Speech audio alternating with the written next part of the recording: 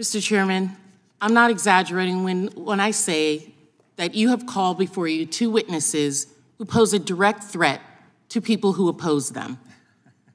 It's funny when people have to go through that. Exactly. This is unacceptable. I'm ready for it. I don't know if a lot of other people are. But just as it was unacceptable for Kevin McCarthy to provide 41,000 hours of sensitive security footage to a biased talking head in an effort to rewrite what happened on January 6th.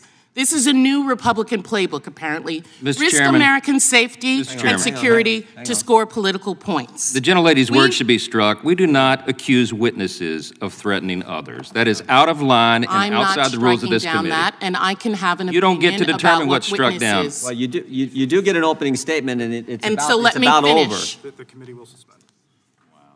We know this is because at the first hearing, the chairman claimed that big government and big tech colluded to shape and mold the narrative and suppress information and censor Americans. This is a false narrative. We're engaging in false narratives here, and we are going to tell the truth. I yield back. Gentlelady yields back. I would just point out the consent decree was in our report. We offered your staff also the opportunity to review the FTC letters. You have not come over to review those letters. Third, the idea that I believe both of these individuals who are getting ready to testify, I believe they're both Democrats. The idea that 2 journalists who happen to be Democrats— Did you not give that offer at 8 o'clock last night? I'm talking now. Your time was ended a few seconds ago. Neither of us are in time. I don't think they're here to help us politically. I think they're here to tell us the truth. And oh, by the way, the first FTC letter to Twitter after the first set of Twitter files, the very first question was, who are the journalists you're talking to? And you guys don't care. You don't care. You don't want the 2011 people to see. consent decree? You don't want the American people to see what happened, the full video, transparency. You don't want that, and you don't want 2 journalists who have been named personally by the Biden administration, FTC, in a letter. The Biden administration. And you're saying they're here to help us. They're here to tell their story. And frankly, I think they're brave individuals for being willing to come after they've been named in a letter from the Biden FTC. Is this your question time now? No, I'm responding to your ridiculous statements you made in your opening statement. Okay, well, let's get on with it. Oh, now we want to get on with it. So you can say all the things you want, and I point out the facts. I did in my opening statement, as well as you had an opening statement. You said what you needed to say in your opening statement, and I, as the ranking member, have used my time. Without objection, all other opening statements will be included in the record. We will introduce today's witness, Matt Taibbi. He's a journalist and author. He's one of the authors of the Twitter files, previously worked for Rolling Stone, that right-wing publication, Rolling Stone, where so many Republicans work at. He's also written several books about American politics and culture. And of course, as I pointed out, as the Wall Street Journal pointed out yesterday on the front page, was named by the FTC.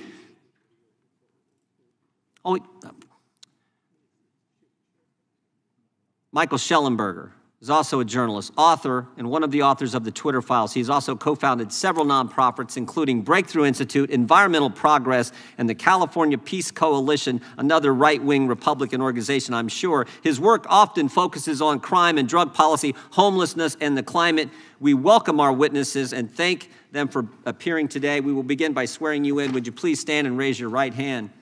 Well, you got the wrong understanding. Last week in the full Judiciary Committee hearing, I introduced into the record a story of a left-wing journalist who said that talked about the FBI putting a paid informant, a felon, in the Black Lives Matter movement in Denver. I want to focus on the First Amendment, just like protecting the First Amendment, just like these guys do. Point of order, Mr. Chair.